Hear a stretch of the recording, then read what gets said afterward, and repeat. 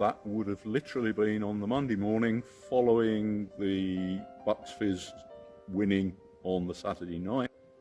Tony Miles, who at the time was the Director of Resort Services, called the senior management team into his office about mid-morning on the Monday and said, "We are going to bid for Eurovision." Obviously a degree of surprise amongst the entire team, because at the time the centre was still not finished.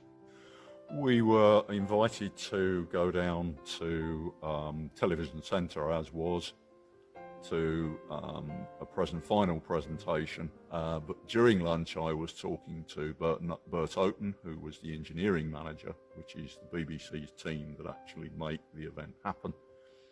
And we were interrupted by James Moyer, who was at that stage was the head of BBC Light Entertainment, who had overall responsibility for the programme, who actually took me aside and said, "Well, we're extremely impressed with everything you said and everything the centre is offering us. I actually have one question for you. Is it going to be ready?"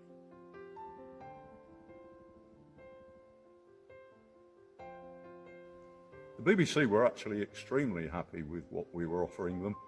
In fact, we actually disrupted the way that they worked. They were used to bringing everything into a building to undertake a broadcast, lighting, sound, control systems. And we actually had the first installation in this country of the then Rank Strand palette, which was one of the first computer-based lighting desks. The BBC looked at that, went through all of its features, and said, "We'd actually like to use this. We don't see the point in bringing other equipment in. However, we don't have anybody that can actually operate it. Do you have somebody that can operate it?" And one particular person, who in fact was one of our youngest members at the time, Alistair Scott, was our primary board operator.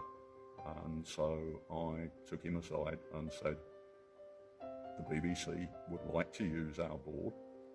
They want you to operate it."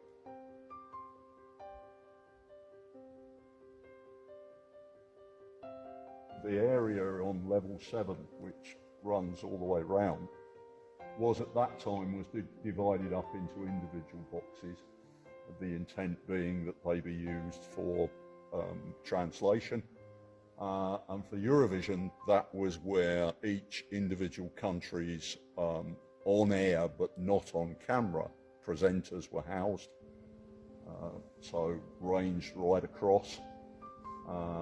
That was probably one of the things that we had the most scramble to get ready.